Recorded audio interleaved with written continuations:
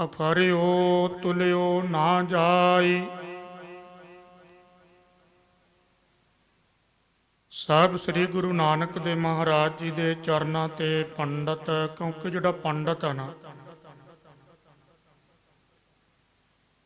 ਨਰਮਦਾ ਦਰਿਆ ਦੇ ਕੰਢੇ ਤੇ ਇੱਕ ਪੰਡਤ ਥੋੜੀ ਹੋਣਾ,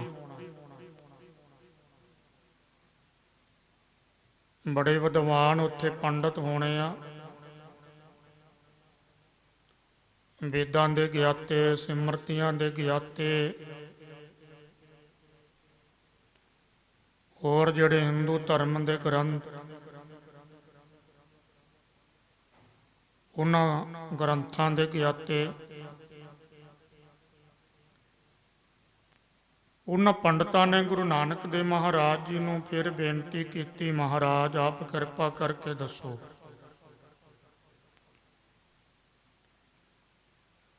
ਕਿਉਂਕਿ ਗੁਰੂ ਨਾਨਕ ਦੀ ਅਗੰਮੀ ਇਲਾਹੀ ਆਵਾਜ਼, ਕਿਰਪਾ ਭਰੀ ਆਵਾਜ਼, ਅੰਮ੍ਰਿਤਮਈ ਬਚਨ, ਗੁਰੂ ਨਾਨਕ ਪੂਰੇ ਆ ਨਾ। ਯਾਦ ਰੱਖਿਓ, ਅਧੂਰੇ ਦਾ ਬੋਲ ਸੁਣ ਕੇ ਮਨ ਨੂੰ ਸ਼ਾਂਤੀ ਨਹੀਂ ਆਵੇਗੀ।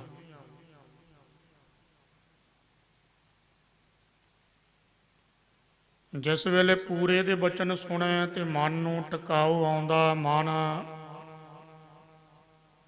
ਸ਼ਾਂਤ ਹੋ ਜਾਂਦਾ, ਟਿਕ ਜਾਂਦਾ ਹੈ।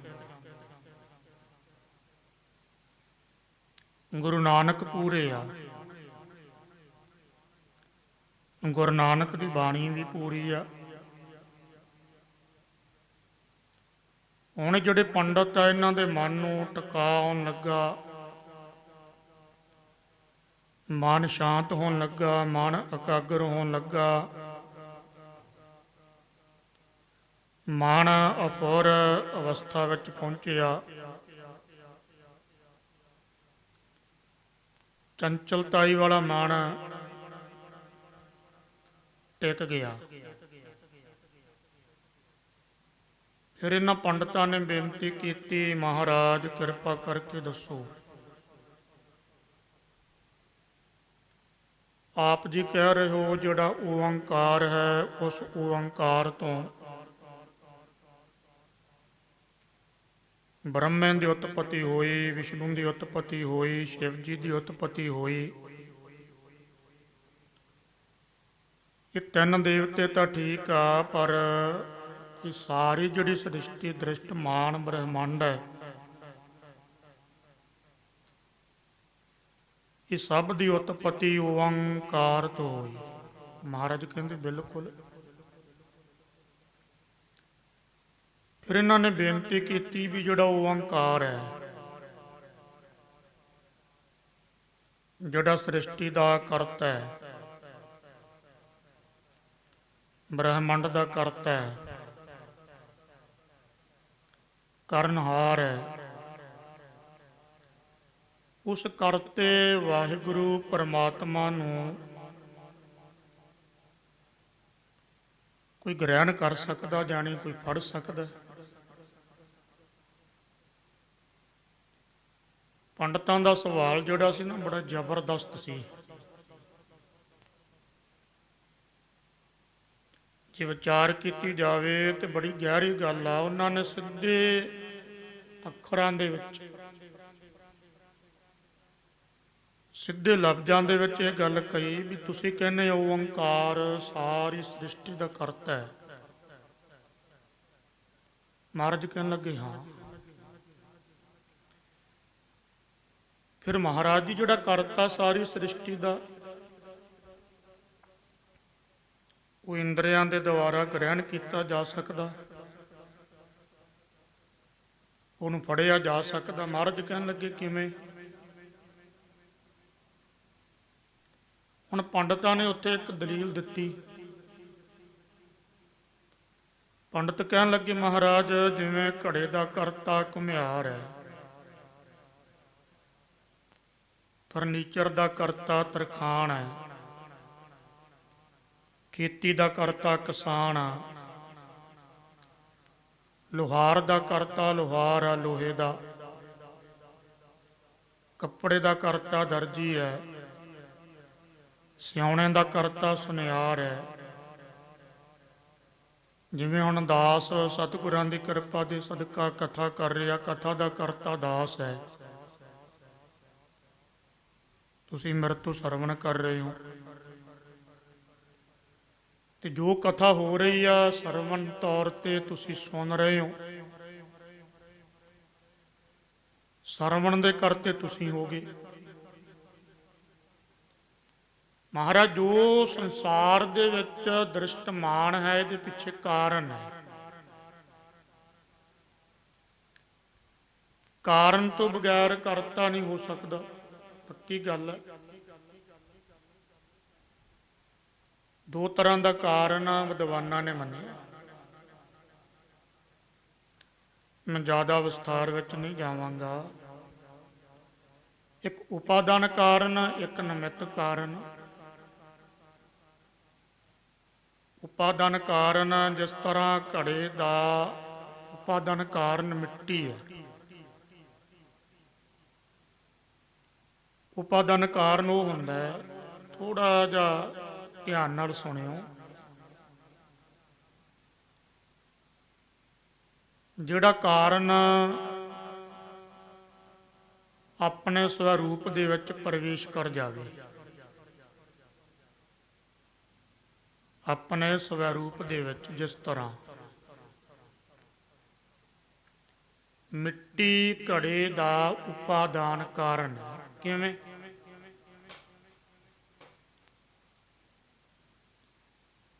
ਆਪਾਂ ਕਹਿੰਦੇ ਹਾਂ ਵੀ ਉਹ ਘੜਾ ਪਿਆ, ਲੇਕਿਨ ਉਹ ਘੜਾ ਦੇਖਣ ਨੂੰ ਆ, ਪਰ ਘੜੇ ਦੇ ਵਿੱਚ ਮਿੱਟੀ ਹੈ। ਮਿੱਟੀ ਦਾ ਸਵਰੂਪ ਹੈ ਘੜਾ।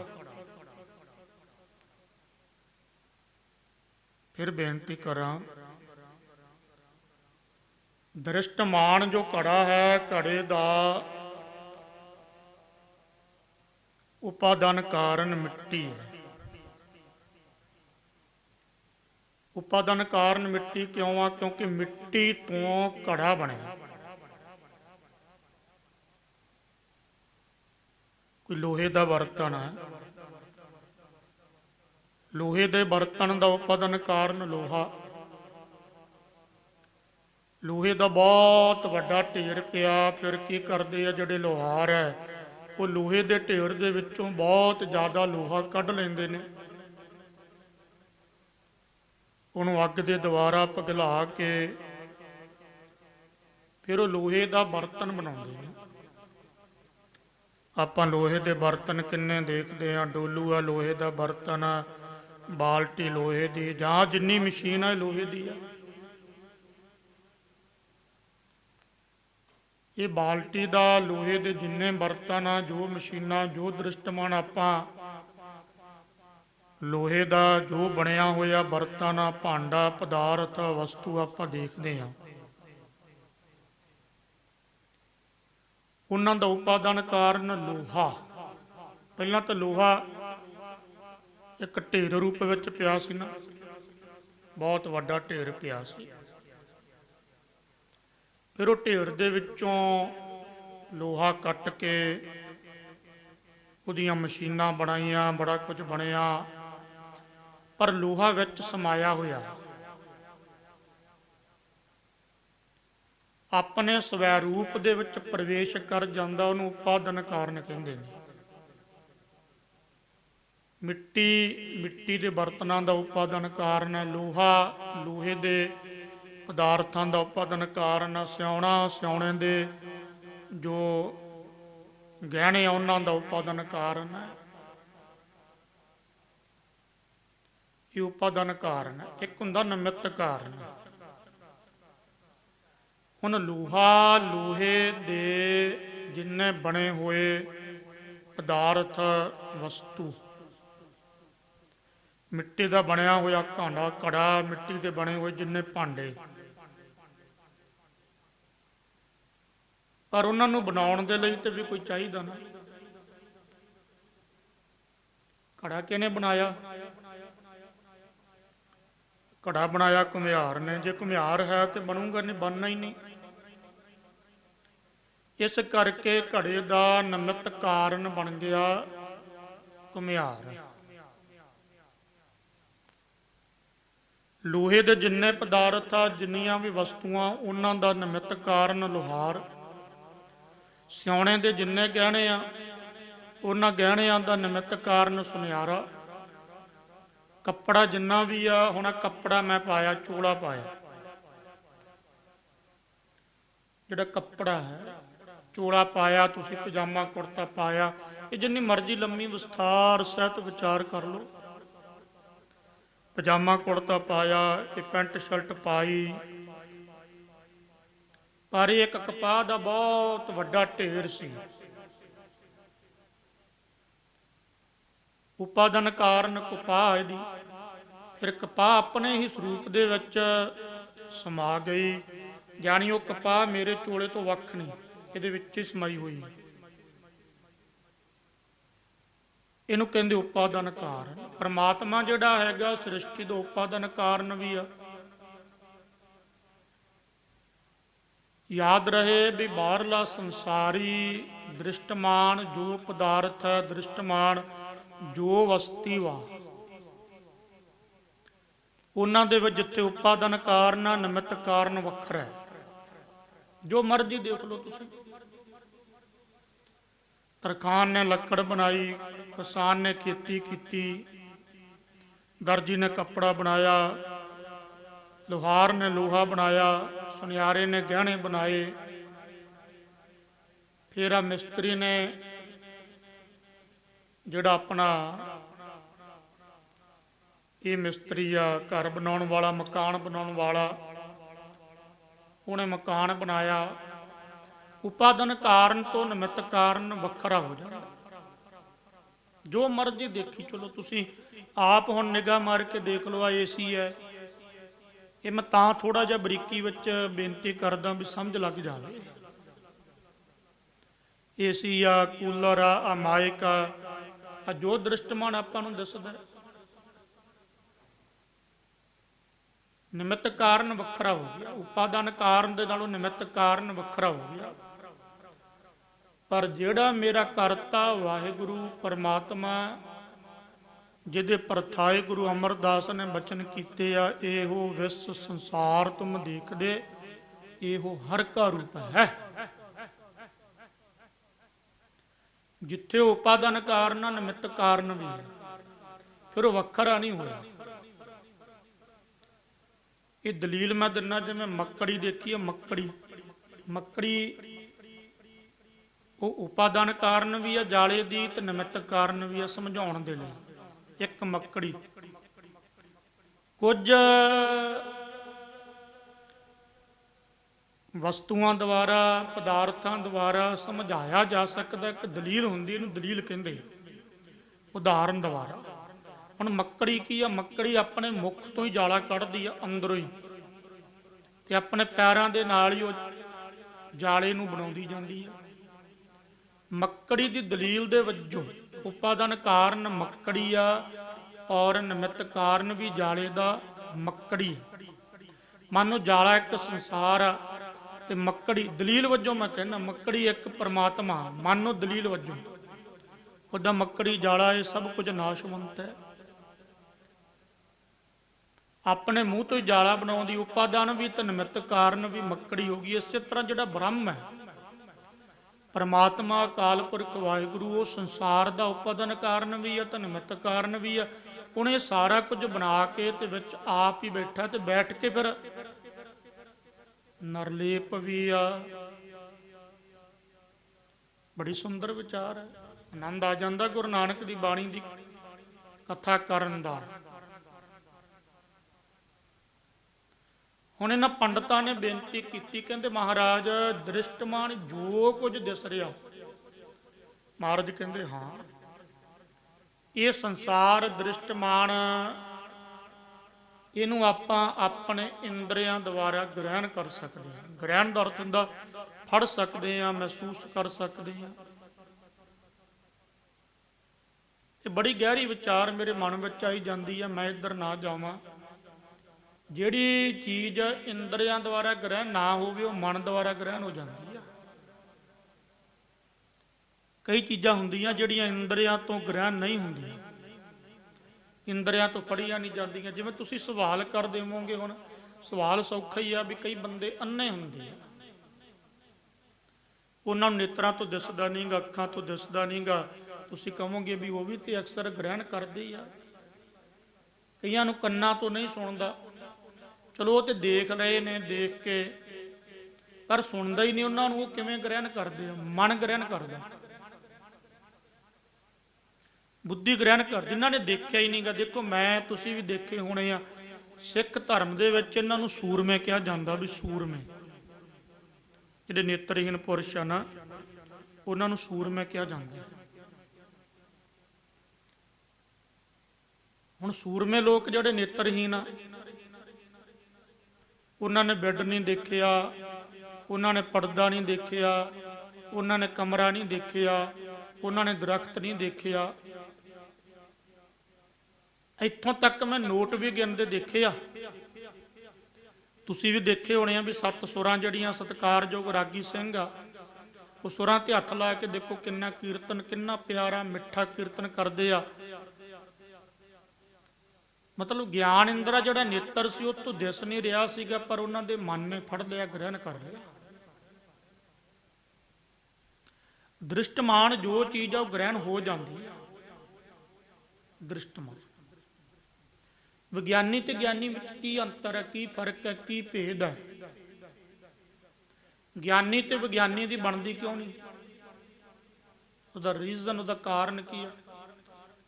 ਕਿਉਂਕਿ ਵਿਗਿਆਨੀ ਬਾਹਰਲੇ ਪਦਾਰਥਾਂ ਨੂੰ, ਸੰਸਾਰੀ ਪਦਾਰਥਾਂ ਨੂੰ ਤੋੜ ਤੋੜ ਤੋੜ ਤੋੜ ਕੇ ਫੜਨਾ ਚਾਹੁੰਦਾ। ਮੈਂ ਫੜ ਲਵਾਂ। ਸੰਸਾਰੀ ਪਦਾਰਥ ਹੈ, ਇਹ ਆਪਣੇ ਸਾਹਮਣੇ ਹੀ ਆ, ਇਹ ਫੜਿਆ ਜਾਂਦਾ। ਸੰਸਾਰੀ ਪਦਾਰਥ ਤੁਸੀਂ ਮਤਾ ਸੋਚੋ ਵੀ ਸੰਸਾਰੀ ਪਦਾਰਥ ਨਹੀਂ ਫੜਿਆ ਜਾਂਦਾ। ਇਹ ਫੜਿਆ ਜਾ ਸਕਦਾ ਕਿਸੇ ਹੱਦ ਤੱਕ, ਕਿਸੇ ਹੱਦ ਤੱਕ ਮੈਂ ਕਿਹਾ। ਉਦਾਂ ਸੂਰਜ ਨੂੰ ਕੌਣ ਗ੍ਰਹਿਣ ਕਰ ਲਵੇਗਾ? ਪਰ ਗ੍ਰੰਥਾਂ ਦੇ ਮੁਤਾਬਕ ਇਹ ਮੰਨਿਆ, ਵਿਆਹ ਸ਼ਾਸਤਰਾਂ ਦੇ ਮੁਤਾਬਕ ਇਹ ਮੰਨਿਆ। ਹੁਣ ਜਿਹੜੀ ਗੱਲ ਦੀ ਦਲੀਲ ਸ਼ਾਸਤਰ ਦੇ ਦੇਣ, ਦੇਖੋ ਗ੍ਰੰਥਾਂ ਨੇ ਮੰਨਿਆ ਕਿ ਜਿਹੜਾ ਸੂਰਜ ਆ ਉਹ ਹਨੂਮਾਨ ਨੇ ਆਪਣੇ ਮੂੰਹ ਵਿੱਚ ਪਾਲਿਆ ਸੀ। ਜਾਣੀ ਇਹ ਗੱਲ ਕਟਾਸ਼ ਕਰ ਦਿੱਤੀ ਵੀ ਸੂਰਜ ਸਭ ਤੋਂ ਜ਼ਿਆਦਾ ਤਪਦਾ ਤੇ ਸੂਰਜ ਹੀ ਆ। ਧਰਤੀ ਵੀ ਕਹਿਣ ਲੱਗੇ 52 ਅਵਤਾਰ ਨੇ, 52 ਅਵਤਾਰ ਨੇ, 2.5 ਕਦਮਾਂ ਦੇ ਵਿੱਚ ਹੀ ਮਨ ਸੁੱਟੀ ਸੀਗੀ। ਇਹਦਾ ਮਤਲਬ ਧਰਤੀ ਵੀ ਗ੍ਰਹਿਣ ਹੋ ਗਈ। ਸਮੁੰਦਰ ਨੂੰ ਵੀ ਕਹਿਣ ਲੱਗੇ ਦੇਵਤੇ ਪੀ ਗਏ ਸੀਗੇ। ਮੈਨੂੰ ਹੁਣ ਵਿਸਰ ਜਾਂਦਾ, ਪਤਾ ਨਹੀਂ ਕਿਹੜਾ ਸੀਗਾ, ਉਹ ਸਮੁੰਦਰ ਹੀ ਪੀ ਗਿਆ ਸੀਗਾ। ਸਮੁੰਦਰ ਅਗਲਾ ਨੇ ਰੁੜਕ ਵੀ ਸੁੱਟਿਆ। ਸਮੁੰਦਰ, ਧਰਤੀ, ਤਾਰੇ, ਤਾਰਿਆਂ ਦੇ ਪਰਥਾਏ। ਹੁਣ ਭਾਈ ਗੁਰਦਾਸ ਨੂੰ ਪੁੱਛ ਲਓ। ਭਾਈ ਗੁਰਦਾਸ ਜੀ ਸਿੱਖ ਪੰਥ ਦੇ ਮਹਾਨ ਵਿਦਵਾਨ ਆ। ਉਹਨਾਂ ਨੇ ਆਪਣੀਆਂ ਵਾਰਾਂ ਦੇ ਵਿੱਚ ਲਿਖਿਆ ਵੀ ਜਿਹੜੇ ਜੋਗੀ ਲੋਕ ਆ ਉਹ ਵੀ ਤਾਰੇ ਤੋੜ ਤੋੜ ਕੇ ਲੈ ਕੇ ਆਏ। ਮਤਲਬ ਜਿਹੜੇ ਤਾਰੇ ਆ, ਧਰਤੀਆਂ, ਬ੍ਰਹਿਮੰਡ, ਇਹੀ ਸਭ ਤੋਂ ਵੱਡੀ ਚੀਜ਼ ਆਪਾਂ ਮੰਨਦੇ ਆ ਨਾ, ਇਹਨਾਂ ਨੂੰ ਵੀ ਗ੍ਰਹਿਣ ਕਰ ਲਿਆ ਸਾਡੇ ਰਿਸ਼ੀ ਮੁਨੀ, ਪੀਰ ਪਕੰਬਰਾਂ, ਜੋਗੀਆਂ ਲੋਕਾਂ ਨੇ, ਸਿੱਧ ਲੋਕਾਂ ਨੇ। ਸੀਮਾ ਪਰ ਇੱਕ ਨਿਰੰਕਾਰ ਆ ਜਿਹੜਾ ਗ੍ਰਹਿਣ ਨਹੀਂ ਕੀਤਾ ਜਾਂਦਾ।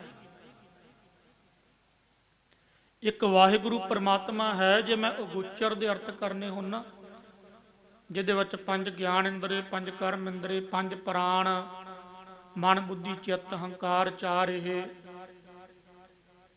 19, ਇਹ ਫਿਰ ਵਿਚਾਰ ਲੰਮੀ ਹੋ ਜਾਣੀ ਆ। ਇਹ 5 ਗਿਆਨ ਇੰਦਰੇ, 5 ਕਰਮ ਇੰਦਰੇ, 5 ਪ੍ਰਾਣ, 5 ਕੋਸ਼ ਵੀ ਮੰਨੇ ਆ। ਅਨਮੈ ਕੋਸ਼, ਮਨਮੈ ਕੋਸ਼, ਪ੍ਰਾਣਮੈ ਕੋਸ਼, ਵਿਗਿਆਨਮੈ ਕੋਸ਼, ਆਨੰਦਮੈ ਕੋਸ਼। ਇਹਨਾਂ ਕਰਕੇ ਜਿਹੜਾ ਨਿਰੰਕਾਰ ਹੈ, ਵਾਹਿਗੁਰੂ ਹੈ, ਪ੍ਰਮਾਤਮਾ ਹੈ, ਉਹ ਗ੍ਰਹਿਣ ਨਹੀਂ ਹੋ ਸਕਦਾ। ਹਾਂ ਇੱਕ ਬੁੱਧੀ ਆ, ਇੱਕ ਬਿਰਤੀ ਆ ਜਿਹੜੀ ਬ੍ਰਹਮਾਕਾਰ ਬਿਰਤੀ ਬਣ ਜਾਂਦੀ ਆ, ਉਹ ਗ੍ਰਹਿਣ ਨਹੀਂ ਕਰ ਸਕਦੀ ਬਿਰਤੀ। ਕਿਉਂਕਿ ਜੇ ਬਿਰਤੀ ਨੇ ਗ੍ਰਹਿਣ ਕਰ ਲਿਆ ਤੇ ਬਸ ਫਿਰ ਖਿੜ ਗਈ, ਉਹ ਤੇ ਗ੍ਰਹਿਣ ਹੁੰਦਾ ਹੀ ਨਹੀਂ। ਬਿਰਤੀ ਬਿਰਤੀ। ਇੱਕ ਫਿਰ ਬੇਨਤੀ ਕਰਾਂ, ਹੁਣ ਮੈਂ ਸਮਝਾਉਣ ਕਰਕੇ ਮੈਨੂੰ ਸਾਰੀਆਂ ਵਿਚਾਰਾਂ ਨਾ ਸਾਂਝੀਆਂ ਕਰਨੀਆਂ ਪੈਣੀਆਂ, ਕਿਉਂਕਿ ਇਹ ਕਥਾ ਜਿਹੜੀ ਆ ਗੁਰੂ ਨਾਨਕ ਦੀ ਬਾਣੀ ਦੀ ਐਦਾਂ ਹੀ ਨਾ ਕਹਿ ਕੇ ਚੱਲ ਜਿਆ ਕਰੋ ਬਈ, ਜਿੱਦਾਂ ਆਪਾਂ ਕਹਿ ਦਿੰਦੇ ਆ, ਬਹੁਤ ਕਹਿ ਦਿੰਦੇ ਵੀ ਕਥਾ ਕਰਨੀ ਕਿਹੜੀ ਔਖੀ ਹੈ। ਜੇ ਤੇ ਸੁਣਨੀਆਂ ਗੱਪ ਕਹਾਣੀਆਂ, ਗੱਪ ਦਾ ਅਰਥ ਗੱਪ ਕਹਾਣੀਆਂ ਦਾ ਮਤਲਬ ਇਹ ਆ ਵੀ ਅਖਬਾਰ ਸੁਣਨੇ ਆ, ਪਿੰਡ ਵਿੱਚ ਆਹ ਹੋ ਗਿਆ, ਉੱਥੇ ਆਹ ਹੋ ਗਿਆ, ਇੱਥੇ ਆਹ ਹੋ ਗਿਆ, ਉੱਧਰ ਆਹ ਹੋ ਗਿਆ, ਇਹ ਕੋਈ ਕਥਾ ਨਹੀਂ। ਮਾਫੀ ਚਾਹਣਾ ਮੈਂ, ਫਿਰ ਬੇਨਤੀ ਕਰਾਂ ਵੀ ਇਹ ਕਥਾ ਨਹੀਂ ਗੀ। ਬੜੇ ਮੈਂ ਸੁਣੇ ਆ, ਬੜੇ ਦੇਖੇ ਆ ਵੀ ਕਦੇ ਹਾਂ ਕਦੇ ਕਦਾਈ ਕੋਈ ਛੋਟੀ ਮੋਟੀ ਗੁਰਬਾਣੀ ਵਿੱਚ ਕਥਾ ਕਰਦੇ ਆ, ਦਲੀਲ ਆਪਾਂ ਦੇ ਸਕਦੇ ਹਾਂ। ਮੜੀਆਂ ਕਬਰਾਂ ਮਸਾਣੀਆਂ ਦੀ ਆਪਾਂ ਦਲੀਲ ਦੇ ਸਕਦੇ ਹਾਂ, ਕਦੇ ਕਦਾਈ ਗੁਰਬਾਣੀ ਨੇ ਵੀ ਦਿੱਤੀ ਆ। ਜਾਗਤ ਜੋਤ ਜਪੈ ਨਿਸਬਾਸਰ, ਇੱਕ ਬਿਨਾ ਮਨ ਇੱਕ ਨ ਆਨੈ, ਗੁਰੂ ਗੋਬਿੰਦ ਸਿੰਘ ਦੇ ਬਚਨ। ਪਰ ਸਾਰੀ ਜੇ ਤੇ ਆਪਾਂ ਲੈ ਲਈਏ ਵੀ ਉਹ ਫਿਰ ਆਨੰਦ। ਕਥਾ ਗੁਰੂ ਨਾਨਕ ਦੀ ਬਾਣੀ ਦੀ ਕਥਾ ਹੁੰਦੀ ਨਹੀਂ ਅਸਲ ਵਿੱਚ। ਮੈਂ ਉਸ ਦਿਨ ਵੀ ਬੇਨਤੀ ਕੀਤੀ ਸੀਗੀ, ਗੁਰਬਾਣੀ ਜਿਹੜੀ ਸੂਤਰ ਹੈ, ਵੇਦਾਂ ਦਾ, ਸਿਮਰਤੀਆਂ ਦਾ, 18 ਜਿਹੜੇ ਪੁਰਾਣ ਆ ਉਹਨਾਂ ਦਾ, ਜਿੰਨੇ ਧਾਰਮਿਕ ਗ੍ਰੰਥ ਸਾਰੇ ਸਤਿਕਾਰਯੋਗ ਆ, 108 ਉਪਨਿਸ਼ਦ, ਉਹਨਾਂ ਸਾਰਿਆਂ ਗ੍ਰੰਥਾਂ ਦਾ ਸਾਰ ਤੱਤ ਕਹਿ ਲਓ, ਸੂਤਰ ਰੂਪ ਦੇ ਵਿੱਚ ਗੁਰਬਾਣੀ, ਇੱਕ ਇੱਕ ਸ਼ਬਦ ਗੁਰਬਾਣੀ ਦਾ ਬੇਅੰਤ ਅਰਥ ਹੋ ਜਾਂਦੇ ਆ। ਪਰ ਇਹ ਜਦੋਂ ਗ੍ਰੰਥ ਪੜਾਂਗੇ ਫਿਰ ਪਤਾ ਲੱਗੂ, ਫਿਰ ਕਹੀਦਾ ਧੰਨ ਹੈ ਮਹਾਰਾਜ, ਧੰਨ ਹੈ, ਧੰਨ ਹੈ ਗੁਰੂ ਗ੍ਰੰਥ ਸਾਹਿਬ ਮਹਾਰਾਜ ਦੀ ਬਾਣੀ। ਸੋ ਰਹੋ ਵਿਚਾਰ ਮੇਰਾ ਕਹਿਣ ਤੋਂ ਭਾਵ ਇਹ ਆ ਵੀ ਜਿਹੜੇ ਇਹ ਗਿਆਨ ਇੰਦਰੇ ਆ, ਕਰਮ ਇੰਦਰੇ ਆ, ਜਿਹਨੇ ਇਹ ਮਨ ਬੁੱਧੀ ਚਿੱਤ ਆ, ਬਾਹਰਲੀ ਵਸਤੂ, ਬਾਹਰਲਾ ਪਦਾਰਥ ਜੋ ਵੀ ਹੈ ਉਹ ਫੜਿਆ ਜਾਂਦਾ ਹੈ, ਗ੍ਰਹਿਣ ਹੋ ਜਾਂਦਾ ਹੈ, ਕਿਉਂਕਿ ਉਹ ਸੀਮਾ ਸਹਿਤ ਆ। ਜਿਹੜੀ ਚੀਜ਼ ਸੀਮਾ ਸਹਿਤ ਹੋਵੇਗੀ ਨਾ, ਸੀਮਾ ਹੈ। ਇੱਥੋਂ ਤੱਕ ਵਿਦਵਾਨਾਂ ਨੇ,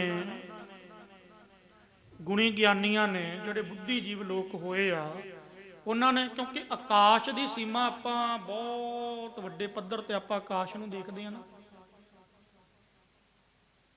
ਆਕਾਸ਼ ਦੀ ਵੀ ਸੀਮਾ ਮੰਨੀ ਆ ਉਹਨਾਂ ਨੇ। ਮਹਾ ਆਕਾਸ਼ ਦੇ ਵਿੱਚ ਪਤਾ ਹੀ ਨਹੀਂ ਅਣਗਿਣਤ ਬ੍ਰਹਿਮੰਡ ਤੁਰੇ ਫਿਰਦੇ, ਪਰ ਉਹਨਾਂ ਨੇ ਕਿਹਾ ਵੀ ਇਹਦੀ ਵੀ ਸੀਮਾ ਕਿਤੇ ਨਾ ਕਿਤੇ ਹੈਗੀ ਆ। ਆਹਾ, ਨਿਰੰਕਾਰ ਅਸੀਮ ਹੈ, ਉਹਦੀ ਸੀਮਾ ਨਹੀਂ। ਜੋ ਅਸੀਮ ਹੋਵੇਗਾ, ਜਿਹਦੀ ਸੀਮਾ ਨਹੀਂ ਹੋਵੇਗੀ, ਤਾਂ ਕਰਕੇ ਕਿਹਾ ਪਾਰ ਬ੍ਰਹਮ, ਪਾਰਾਵਰ ਤੋਂ ਰਹਿਤ। ਪਾਰਾਵਰ ਤੋਂ ਰਹਿਤ ਅਰਥ ਹੁੰਦਾ ਵੀ ਇੱਧਰ ਤੇ ਉੱਧਰ, ਇਹ ਤੇ ਉਹ ਪਰਲਾ ਉਰਲਾ ਪਾਸਾ ਹੀ ਨਹੀਂ ਉਹਦਾ। ਧਰਤੀ ਦੀ ਵੀ ਸੀਮਾ ਹੈ, ਚੰਦਰਮੇ ਸੂਰਜ ਜੋ ਦੇਖਦੇ ਆ, ਦ੍ਰਿਸ਼ਟਮਾਨ ਜੋ ਦਿਸ ਰਿਹਾ, ਹੋ ਸਕਦਾ ਕਿਤੇ ਨਾ ਕਿਤੇ, ਹੋ ਸਕਦਾ ਕਿ ਇਹ ਗ੍ਰਹਿਣ ਕੀਤਾ ਵਾ। ਇੱਕ ਭੱਟਾਂ ਦਾ ਸਵਈਆ ਮੈਨੂੰ ਯਾਦ ਆ ਗਿਆ, ਮੈਂ ਤੁਹਾਡੇ ਨਾਲ ਸਾਂਝਾ ਕਰਦਾ, ਬੜਾ ਪਿਆਰਾ। ਗੁਰੂ ਅਮਰਦਾਸ ਮਹਾਰਾਜ ਦੀ ਉਪਮਾ ਦੇ ਵਿੱਚ ਇਹ ਲਿਖਿਆ ਭੱਟਾਂ ਨੇ, ਧੰਨ ਗੁਰੂ ਅਮਰਦਾਸ ਮਹਾਰਾਜ, ਕਿਉਂਕਿ ਨਿਰੰਕਾਰ ਸਰੂਪ ਹੈ, ਬ੍ਰਹਮ ਸਰੂਪ ਹੈ। ਹੁਣ 10 ਗੁਰੂ ਸਾਹਿਬਾਨ ਉਹ ਤੇ ਚਲੋ ਠੀਕ ਆ, ਭਗਤ ਕਬੀਰ ਜੀ, ਭਗਤ ਫਰੀਦ ਜੀ, ਭਗਤ ਜਿੰਨੇ ਵੀ ਹੋਏ ਆ, 15 ਭਗਤ, ਨਾਮਦੇਵ ਜੀ ਆਦਿਕ, ਇਹਨਾਂ ਭਗਤਾਂ ਦੀ ਕੋਈ ਸੀਮਾ ਥੋੜੀ ਆ। ਨਾਮ ਦੀ ਸੀਮਾ ਹੋ ਜਾਂਦੀ ਆ, ਰੂਪ ਦੀ ਸੀਮਾ ਹੋ ਜਾਂਦੀ ਆ। ਫਿਰ ਬੇਨਤੀ ਕਰਾਂ, ਨਾਮ ਜਿਹੜਾ ਹੈਗਾ ਉਹਦੀ ਸੀਮਾ ਹੋ ਜਾਂਦੀ ਆ, ਰੂਪ ਦੀ ਸੀਮਾ ਵੀ ਹੋ ਜਾਂਦੀ ਆ, ਪਰ ਜਿਹੜੀ ਜੋਤ ਆ ਸਾਡੇ ਅੰਦਰ ਉਹਦੀ ਸੀਮਾ ਨਹੀਂ, ਉਹ ਅਸੀਮ ਹੈ। ਹੁਣ ਗੁਰੂ ਅਮਰਦਾਸ ਮਹਾਰਾਜ ਦੀ ਉਪਮਾ ਕਰਦੇ ਹੋਏ ਭੱਟਾਂ ਨੇ ਲਿਖਿਆ, ਕਹਿੰਦੇ ਘਨ ਹਰ ਬੂੰਦ, ਮੈਂ ਅਰਥ ਕਰਦੇ ਮੈਂ ਘਨ ਹਰ, ਕਹਿੰਦੇ ਬੱਦਲਾਂ ਨੂੰ, ਬੱਦਲਾਂ ਜਦੋਂ ਮੀਂਹ ਪੈਂਦਾ ਨਾ, ਬੱਦਲਾਂ ਦੇ ਵਿੱਚੋਂ ਜਿਹੜੀਆਂ ਬੂੰਦਾਂ ਗਿਰਦੀਆਂ, ਉਹਨਾਂ ਬੂੰਦਾਂ ਦੀ ਕੋਈ ਗਿਣਤੀ ਕਰ ਲੂਗਾ? ਅਸੰਭਵ। ਕਾਠਾ ਨਾ ਔਖੀ, कोई मर्जी जिन्ना कह लवे मैं गिनती कर लवांगा, पर गिनती होनी नहीं। कनहर बूंद बस रुमावल, बस रुमावल, बसो कहते धरती नूं, रुमावल कहते भी जिन्नी ये धरती के उपर बनस्पति है। हुण इहदी कोई गिनती कवे भी मैं इन्ने ये दरखत आ, इन्ने पेड़ पौधे आ कुछ है, भी यदि मैं गिनती कर लवांगा, ये भी औखी गल है। कनहर बूंद बसुर मावल, कुसुम बसंत गनंत न आवे। कुसुम बसंत, बसंत के महीने दे विच कुसुम जिहड़े फुल है, चमेली दे फुल, गुलाब दे फुल, फुल्लां दीयां भरियां बगीचियां किन्ने खिड़दे आ फुल, कोई चिट्टा, कोई नीला, कोई पीला, कोई काला, कोई लाल, पता ही नहीं किन्नियां किस्मां। जदों आपां हेमकुंट साहिब जाने उत्थे फुल्लां दी घाटी तुसीं देखी होनी आ, बड़े फुल है बई। कुसुम बसंत गनंत ना आवे, कहंदे इहदी गिनती भी नहीं हुंदी। कनहर बूंद बसुर मावल, कुसुम बसंत गनंत न आवे। रव सस किरण उधर सागर को, रव कहंदे सूरज नूं, सस कहंदे चंद्रमे नूं। हुण सूरज दीयां किरणां दी भाई गिनती कोई करू, किन्नियां किरणां निकल रहीआं? नहीं, बुद्धि च नहीं गल आउंदी भी किवें गिनती कर लवांगे। राव सस चंद्रमा, चंद्रमे दियां जिहड़ियां रात नूं जदों पुन्ने वाले दिन चंद्रमा पूरा चढ़दा खिड़दा, उदों आपां कोई मन्नांगे भी आपां इह चंद्रमे दियां जिहड़ियां किरणां उन्हां दी गिनती कर लवांगे। राव सस किरण उधर सागर को, उधर कहंदे पेट नूं, सागर समुंदर दे पेट दे विच उठियां होईयां लहरां किन्नियां उच्चियां उच्ची, कोई गिनती कर लू? औखी खेड़ा।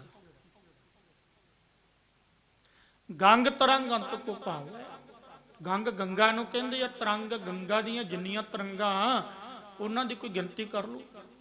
नहीं होनी। रुद्र ध्यान ज्ञान सतगुर के, कब जन भल उन है जो गावै।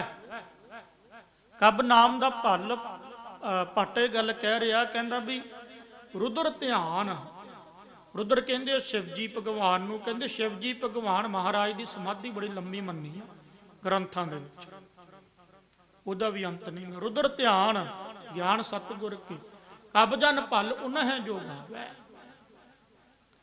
फिर भट्ट कहन लगा, कहंदा भी हो सकदा नहीं होया। जिन्हां ने सूरज ही मूँह च पा लिया इहदा मतलब गिनती तो बहुत छोटी गल है। जिन्हां ने तारे तोड़ लिआंदे इहदा मतलब गिनती तो बहुत छोटी गल है। जिन्हां ने चंद्रमे दे धोती मारी, मत्थे चंड दे कलंक जिहड़ा लग्गिआ, महापुरुष धारना पढ़ते हुंदे सी बाबा बूटा सिंह, बर्मा ना मेट सकिया। अगलिया ने चंद्रमे दी भी धोतियां छंडियां। हाँ जी, जिन्हें समुंदर नूं ही पी लिया दा मतलब गिनती भी कर सकदा। पर भट्ट कहंदे हो सकदा है, तो औखा है, पर कोई ऋषि मुनि पीर पकंबर बड़ी तपस्या करने वाले जुग पलटा दिंदे आ, वो कर सकते हैं। पर एक गल याद रखियो, भट्ट कहंदे भले अमरदास गुण तेरे, तेरी उपमा तोहे बने। भलियां दी कुल विच गुरु अमरदास महाराज होए, उन्हां दी उपमा उन्हां नूं ही बननी आउंदी है। उन्हां दी उपमा, उन्हां दी गिनती, उन्हां दी वडियाई, उन्हां दी उस्तत ये जीभा नहीं कर सकती। जानी जीभा ज्ञान इंद्रे, कर्म इंद्रे, मन बुद्धि चित्त, इनू कहते आ गोचर की पहुँच तो परे है गुरु अमरदास महाराज के गुण, पहुँच तो परे है गुरु नानक देव महाराज के गुण। दृष्टमान जो दिस रहा ये पकड़ चा सकता, ग्रहण किया जा सकता, पर जो करता है निरंकार परमात्मा वो नहीं। हुण इत्थे बिल्कुल उही गल दी विचार मैं 6वें श्लोक दे विच शुरू करन लग्या। की करिए, विचार लंबी हो जाती है।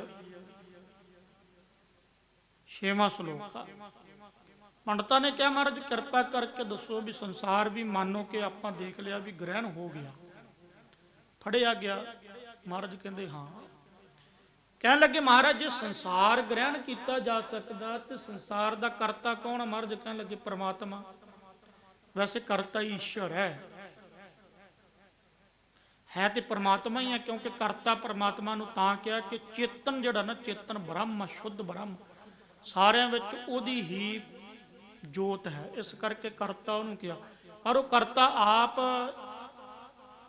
क्योंकि जे कहांगे भी वो आप सारा कुछ बना, बड़ी ये गहरी विचार आ, फिर वो वकार विच आ जाएगा, क्योंकि वो तो अजन्म जन्म तो रहता। ये आप फिर किते विचार करांगे, ਉਹਦੀ जोत होने करके वो करता है, जोत होने करके। बड़ा तकड़ा सवाल किया महाराज, कहन लगे, कहते देखो पंडित जी, दृष्टमान जो है ਉਹਨੂੰ ਇਹਨਾਂ ਨੇਤਰਾਂ ਦੁਆਰਾ, ਇਹਨਾਂ ਗਿਆਨ ਇੰਦਰੀਆਂ ਬੁੱਧੀ ਦੁਆਰਾ ਗ੍ਰਹਿਣ ਕੀਤਾ ਜਾ ਸਕਦਾ, ਪਰ ਨਿਰੰਕਾਰ ਨਹੀਂ ਗ੍ਰਹਿਣ ਹੁੰਦਾ, ਉਹ ਨਹੀਂ ਫੜਿਆ ਜਾਂਦਾ। ਮਹਾਰਾਜ ਕਿਵੇਂ? ਫਿਰ ਮਹਾਰਾਜ ਨੇ ਉਚਾਰਿਆ, ਇਸ ਕਰਤੇ ਕੋ ਕਿਉ ਗਹਿ ਰੱਖੋ, ਅਫਰਿਓ ਤੁਲਿਓ ਨਾ ਜਾਈ। ਮਹਾਰਾਜ ਕਹਿਣ ਲੱਗੇ, ਇਸ ਕਰਤੇ ਕੋ, ਜਿਹੜਾ ਇਹ ਕਰਤਾ ਬ੍ਰਹਿਮੰਡ ਦਾ ਕਰਤਾ ਨਿਰੰਕਾਰ ਹੀ ਆ, ਕਰਤਾ ਪੁਰਖ ਪੂਰਨ ਆ। इस करते को, इस वाहिगुरु नूं कौ, इस नूं, कौ दा अर्थ इस नूं, क्यों गह, हुण गह बोलना है, गग्गा हाहे नूं सिहारी, गह नहीं कहना, गह तो बरीडी नाल बन जाएगा, अर्थ ही गलत हो जाएंगे, अर्थां दा अनर्थ हो जाएगा। इस करते को, क्यों दा अर्थ भी किवें। महाराज कहन लगे, दसो किवें तुसीं गह, गह दा अर्थ हुंदा ग्रहण कर लेना, राखो दा अर्थ हुंदा भी ग्रहण करके किवें रख लवोगे, कीता ही नहीं जाना ग्रहण। आ हुण प्रकाश है जिहड़ा, इहनूं प्रकाश रूप क्यों कहंदे परमात्मा नूं? इसे करके जिहड़ा इह प्रकाश है, ग्रहण नहीं हुंदागा, दृष्टमान तां हैगा ना। जे दृष्टमान है इसका मतलब भी इंद्र इनू ग्रहण कर रहे हैं, किवें? क्योंकि अखां इनू देख रही ने, इंद्रियां का ग्रहण हो गया, वो इंद्रियां का भी ग्रहण नहीं गा। हुण मैं दस सकदा भी यह चिट्टी लाइट लगी है, इस करके कहांगे चिट्टा जा रंग आ लाइट का, एक पीली लाइट हुंदी, आपां कहदे ने पीला जा, हरियां लाल लाइटां हुंदियां, मतलब लेके है तो चलो उपरली उपाधि करके आ, चिट्टी चिट्टा सीसा लाता उहदे करके कह सकदे आपां। चलो कोई सीसा ना लाओ, फिर भी लाइट जगाओगे तुहानूं झटका भी लगूगा, तुहानूं महसूस हुंदा। दृष्टमान तो है नहीं, जे आपां कहिए कोई सवाल कर दूगा भी दृष्टमान भी तारां दे विच थोड़ी हुण लाइट दृष्टमान, पर दृष्टमान ये जरूरी नेत्र नाल दृष्टमान नहीं हुंदा। पहलां बेनती कर चुके हैं, बुद्धि नाल भी चीज़ दृष्टमान हुंदी है। जिथे नेत्र ना होण, कंन बंद होण, फिर बुद्धि दृष्टमान कर लैंदी है, मन दृष्टमान कर लेंदा। ये लम्मी विचार है, जिहड़ा वो करता ना भाई, उहनूं बुद्धि मन चित्त दृष्टमान नहीं कर सकते, ब्रह्माकार वृत्ति हो जाती है। हाँ, अपने प्यारियां दी प्रेम दे खिच दे विच वो निरंकार माया दी उपाधि द्वारा, फिर मैं ना इधर विचार करा, माया दी उपाधि फिर शरीर धारण विच माया दी लोड़ है, सतोगुण शुद्ध माया दी, माया की उपाधि द्वारा फिर वो गुरु नानक भी आए ही आ। हुण शरीर ते अक्सर माया की उपाधि द्वारा ही आऊगा, महाराज आई है।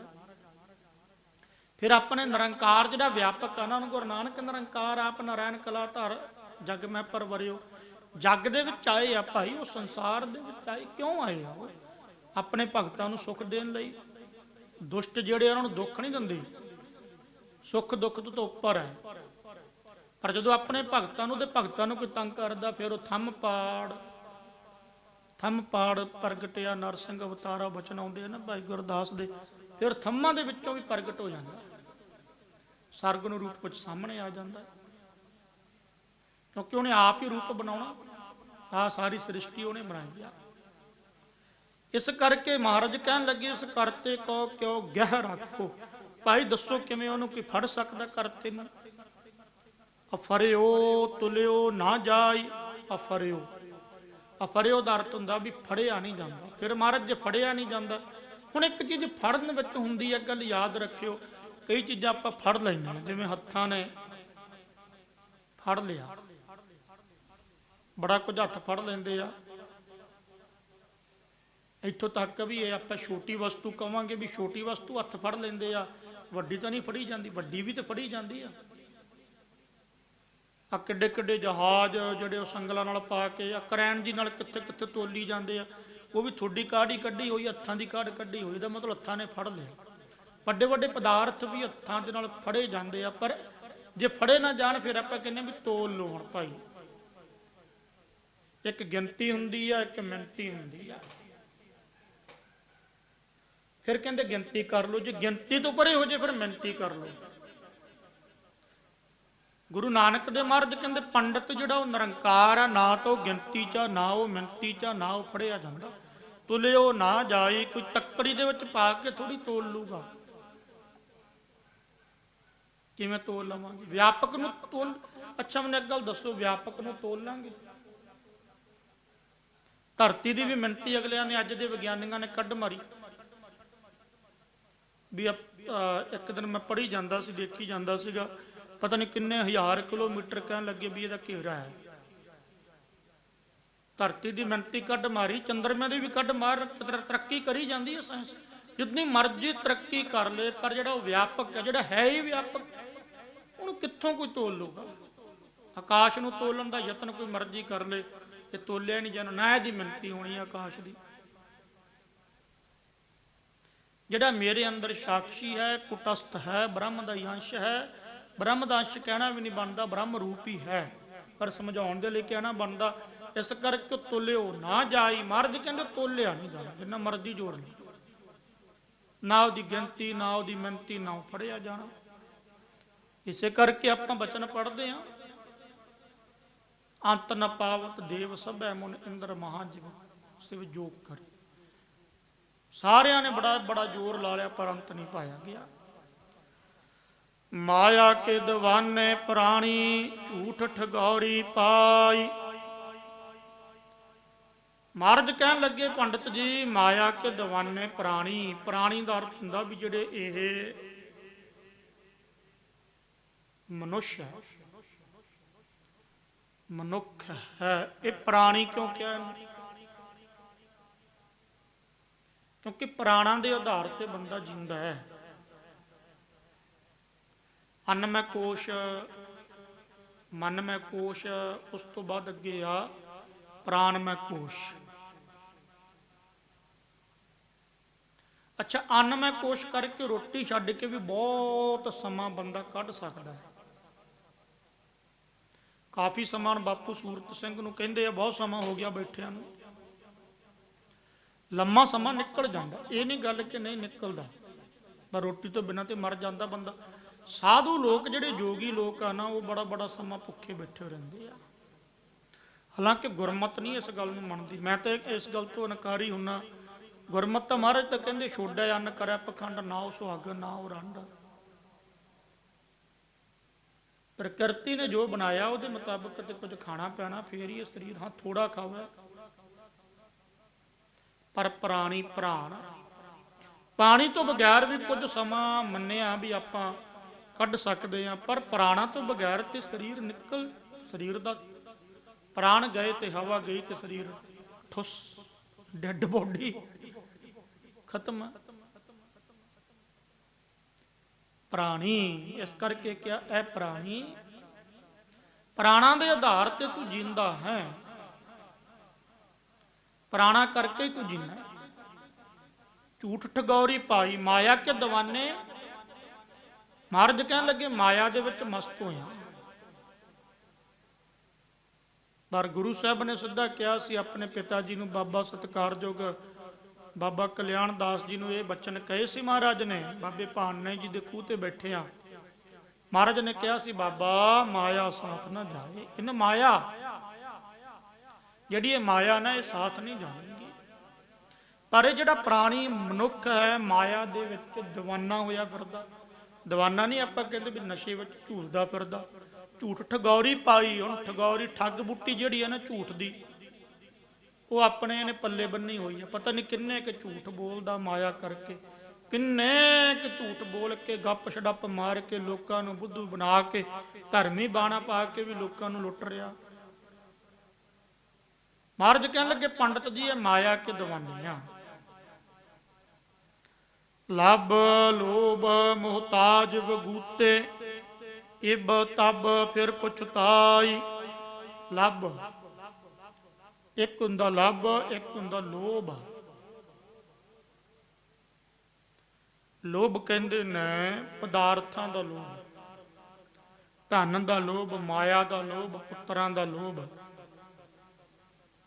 परिवार दा लोभ, किसी वस्तु दे प्रति लोभ, आ भी मैनू मिल जे, आ भी मैनू मिल जे, इहनूं कहंदे लोभ। लभ हुंदा खाण पीण दा लभ, कई खाण विच बहुत ज़्यादा लभ रखते आ, उहनूं लभ कह दिंदे आ। आ भी खाण नूं मिल जावे, आ भी पीण नूं मिल जावे। मैं तो कई बार बेनती कीती है भी साडे जिहड़े लोक है, मैं अज ही गल करी जांदा सी किसी सिंह नाल, मैं कहा भी ये लीडरां दा घट कसूर है, लोकां दा ज़्यादा लगदा। परजां दी ज्ञान बिना उही गल आ गई भाई गुरदास वाली, ज्ञान तो बिना परजा जिहड़ी अन्नी होना वोटां आ गई ना। हुण देखो किवें लीडरां ने घर घर गड्डियां घुमाउणियां शुरू कर दित्तियां, किसी दे खेत जा वड़दे आ, किसी दे घरे जा वड़दे आ, किसी दे घरों जाके बाटी च रोटी खा लैंदे आ, किते बैठ के चाह पी लैंदे आ, कौली च चाह पींदे। असीं इन्ने च ही हवा च वाह जी वाह वाह जी, सारे लीडर ही चाहे अकाली जाओ कांग्रेसी बीजेपी, ये सब इक्को ही गल, ये तुहानूं बुद्धू बनाउंदे आ। पर जनता माड़े जे नाल ही बुद्धू, हजे तो इन्होंने वड्डे वड्डे स्टंट खेडे नहीं, तुसीं तां इन्ने माफ़ी चाहना, मैं कहण तो माफ़ी है। निक्के निक्के खिडौणे भी नहीं तुहानूं अजे दित्ते उन्होंने, तुहानूं पता इन्हां लोकां नूं पता भी इत्थों कजोगे नाल फोटो खिचा लो, इन्हां तो कदे किसी ने सवाल जवाब करके जवाब मंगिया भी हुण जो बूथा चक्या इधर नूं सारे तुरे फिरदे आ। पहलां 4.5 साल चाहे किसी भी पार्टी नूं, मैं ये नहीं कहता भी चाहे अकाली है जां कांग्रेस, ये परजा ज्ञान तो बिना नहीं है। लब फिर एक पऊआ दारू का की हुंदा, एक अदिया वो दे के जो मर्जी इन्हां तो वोटां लई चलो। तुहानूं बुझ चुके आ, बस तुहानूं समझ चुके आ, तुहाडा उन्हां दा कसूर घट आ। मैं कहना तुहाडा अपना लोकां दा ज़्यादा, रंती नहीं लियाउंदे। लभ लोभ, महाराज कहण लगे एक बाहरले पदार्थां दा लोभ हो गया, धन दौलत एक खाण पीण दा, खाण पीण दे विच बहुत भी आ भी खाण नूं मिल जे, कई खाण पीण मारे मगर मगर तुरे फिरनगे भी अज खाण पीण नूं मिलेगा। मुहताज, मुहताजगी करदे आ, फिर मुहताज कहंदे ना गुलामी कह लवो। बगूते खराब हो रहे हैं, बगूते कहंदे खराब होना, ठगे जा रहे हैं। महाराज कहंदे इब तब फिर पछताई, महाराज कहंदे याद रखियो लभ लोभ दे विच फस के ये लोक परमात्मा नूं, वाहिगुरु नूं, अकाल पुरख नूं भुल गए। इब तब दा अर्थ है भी बाद विच, इब तब जां आपां कहदे ने भी कदे ना कदाई, जिवें आपां कहने ना भी आ तू कर्म किया कदे तैनूं पछताउणा पैना। महाराज गुरु अमरदास ने इसे करके क्या, महाराज कहंदे ऐसा काम मूले ना कीचा जित अंत पछोताई है। ਇਹੋ ਜਿਹਾ काम ही ना कर भाई जिहदे नाल तैनूं अंत नूं पछताउणा पवे। एक सरेवै तागत मित पावै, आवन जान रहाई। फिर बेनती की जिहड़े ओह पंडित सी, महाराज फिर किरपा करके दसो। पंडितां ने कहा महाराज फिर साडा पार उतारा किवें होवेगा, ये सानू भी हुक्म, केवल इन्हां क्यों भी पंडितां नूं। अज भी गुरु नानक की बाणी मैं बेनती की है, जाग दी जोत इसे करके कहा जाता भी उही गुरु नानक बोली जाती है। आ जिहड़ी बाणी की आवाज़ है ना, जो बाणी गुरु किरपा करके गुरु नानक रहमत करके दासड़े जे गरीबड़े जे कोलों भी जुबान ते सारे जिहड़े महापुरुष साधु बोलते हैं, ये मता सोचण भी साडे अपने बचन ना, वो तो गूंगियां तो बुला लेंदा, ये गुरु नानक दे बचन है। साडे प्रति भी उपदेश है। महाराज कहंदे एक सरेव है, पंडित जी एक एक दा अर्थ है भी एक, जिहड़ा सारियां विच व्यापक है। जिवें आपां पढ़दे हैं ना, जिहड़ा खालसा है ओह ਖਾਲਸਾ ਅਕਾਲ ਪੁਰਖ ਕੀ ਫੌਜ ਕਿਹਾ ਮਹਾਰਾਜ ਨੇ। ਅਕਾਲ ਤੋਂ ਅਰਥ ਹੈ ਇੱਕ, ਕਾਲ ਤੋਂ ਅਰਥ ਇੱਕ, ਇੱਕ ਦਾ ਪੁਜਾਰੀ ਆ। ਦੀਦਾਰ ਖਾਲਸੇ ਦੇ, ਪੂਜਾ ਅਕਾਲ ਕੀ, ਪਰਚਾ ਸ਼ਬਦ ਕਾ। ਏਕ ਸਰੇਵ ਹੈ। ਮਹਾਰਾਜ ਕਹਿੰਦੇ ਪੰਡਤ ਜੀ ਇੱਕ ਨੂੰ ਯਾਦ ਕਰੋਗੇ ਤਾਂ ਗਤ ਮਿਤ ਭਾਵ ਹੈ। ਗਤ ਦਾ ਅਰਥ ਮੁਕਤੀ ਪਾ ਲਵੋਗੇ, ਮੋਕਸ਼ ਨੂੰ ਪ੍ਰਾਪਤ ਹੋ ਜਾਵੋਗੇ। ਗਤ ਮਿਤ ਅਰਥ ਭਾਵ ਕਿ ਤੁਹਾਡੀ ਕੀਮਤ, ਮਿਤ ਕਹਿੰਦੇ ਕੀਮਤ ਨੂੰ।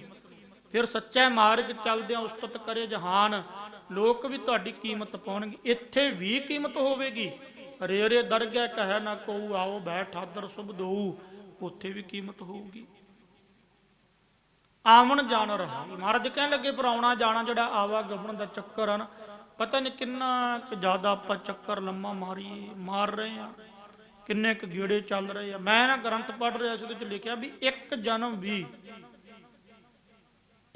ਵੀ ਕਈ ਜਨਮ ਬੰਦਾ ਭੁਗਤਦਾ। ਜਿਵੇਂ ਪਸ਼ੂ ਦਾ ਇੱਕ ਜਨਮ ਆ ਨਾ, ਉਹ ਕਈ ਜਨਮ ਉਸੇ ਹੀ ਜਨਮ ਵਿੱਚ ਆਉਣਾ ਪੈਂਦਾ।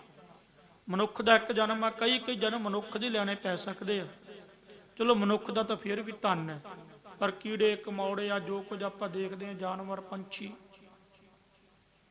ਇਹਨੂੰ ਨਖਿੱਧ ਜੂਨਾ ਕਹਿ ਦਿੰਦੇ ਆ। ਨਖਿੱਧ ਜੂਨਾ ਹੁੰਦੇ ਨੇ ਢਿੱਡ ਰਗੜਦੀਆਂ, ਇੱਕ 2 ਪੈਰ ਵਾਲੇ, ਇੱਕ 4 ਪੈਰ ਵਾਲੇ ਜਾਨਵਰ, 2 ਖੰਭਾਂ ਵਾਲੇ ਪੰਛੀ। ਇੱਕ ਜੂਨ ਵੀ ਕਈ ਵਾਰ ਭੁਗਤਣੀ ਪੈ ਜਾਂਦੀ, ਕਈ ਜਨਮ ਇੱਕ ਜੂਨ ਦੇ ਨਿਕਲ ਜਾਂਦੇ। ਫਿਰ ਆਵਣ ਜਾਣ ਰਹਾਈ। ਮਹਾਰਾਜ ਕਹਿੰਦੇ ਇੱਕ ਨੂੰ ਯਾਦ ਕਰੋਗੇ, ਨਿਰੰਕਾਰ ਨੂੰ ਚੇਤੇ ਰੱਖੋਗੇ, ਵਾਹਿਗੁਰੂ ਦਾ ਸਿਮਰਨ ਕਰੋਗੇ, ਅਭਿਆਸ ਕਰੋਗੇ, ਆਉਣਾ ਜਾਣਾ ਜਿਹੜਾ ਰਹਾਈ ਰਹਿ ਜਾਵੇਗਾ, ਰਹਾਈ ਰੁਕ ਜਾਵੇਗਾ, ਜਾਨੀ ਖਤਮ ਹੋ ਜਾਵੇਗਾ।